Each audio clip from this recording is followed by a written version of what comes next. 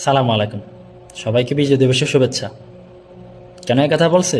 কারণ নতুন করে দেশ আবার এই আগস্ট মাসেই স্বাধীন হয়েছে একটা সুরেশের হাত থেকে। অনলাইনে দেখতেছি আপনারা ধরে ধরে সবাইকে বাম্বু দিতেছেন। ডিবি হারুনরা বাম্বু দিয়ে ফেলছেন, অনেক পাতি নেতারা বাম্বু দিতেছেন।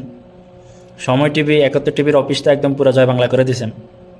তো আপনাদের কাছে ছোট্ট একটা আবদার করতেছি, সেটা হচ্ছে সময় টিভি আর ৭১ টিভির যেসব উপস্থাপিকা আছে তাদেরকে খুঁজে বের করা, তাদেরকে বাম্বু দেওয়ার জন্য।